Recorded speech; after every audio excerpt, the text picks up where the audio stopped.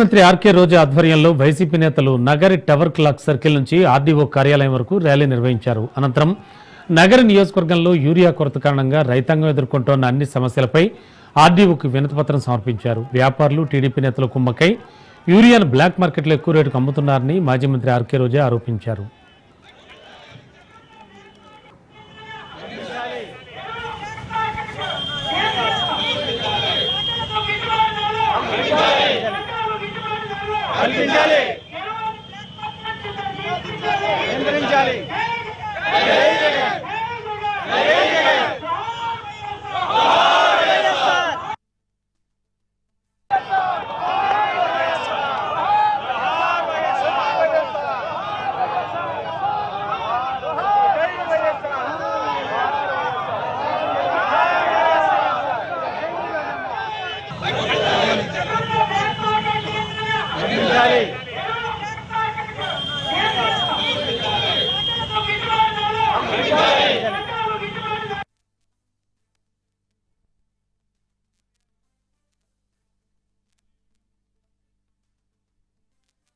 ఈరోజు రైతులకి వాళ్ళు చెప్పిన రైతు భరోసా సంవత్సరానికి 20,000 అన్నారు. 2 సంవత్సరాలు అవుతుంది.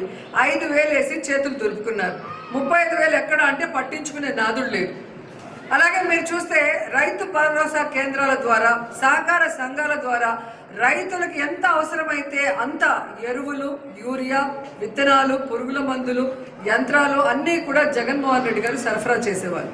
కానీ ఈరోజు కనీసం రైతులు తాము పెట్టుకున్న పంటకి కాపాడుకోవడం కోసం యూరియాని అడగటానికి వెళ్తే యూరియా లేదు.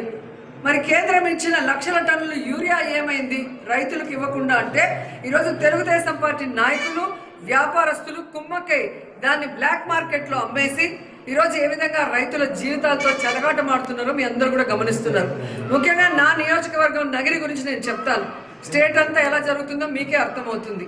ఎందుకంటే ఈరోజు నగరి నియోజకవర్గంలో నిన్నటి వరకు రైతులకు కావాల్సిన యూరియా ఇవ్వకుండా దాన్ని బ్లాక్ మార్కెట్లో అమ్ముకుంటే రైతులు విధిలేని పరిస్థితుల్లో తమిళనాడుకు వెళ్ళి కనకమ్మ సత్రంలో, అలాగే పల్లిపట్టులో, తిరుత్తనిలో, ఎన్ఎన్ కండ్రిగలో, పొద్దుటూరులో ఈరోజు వెళ్ళి ఎక్కువ డబ్బుకి మరి ఈరోజు కొనుక్కొని ట్రాన్స్పోర్ట్ ఛార్జెస్ మళ్ళీ కూడా దాని మీద భారీగా వేస్తే ఈరోజు రైతన్నలు వెన్నెముక విరిగిపోయే విధంగా, అంటే ఈ వెన్నుపోటు రాజకీయాలు చేసే చంద్రబాబు నాయుడు ఆఖరికి మామతో పాటు రైతులు కూడా ఎలా వెన్నుపోటు పొడిచారో ఒకసారి చూసుకోండి.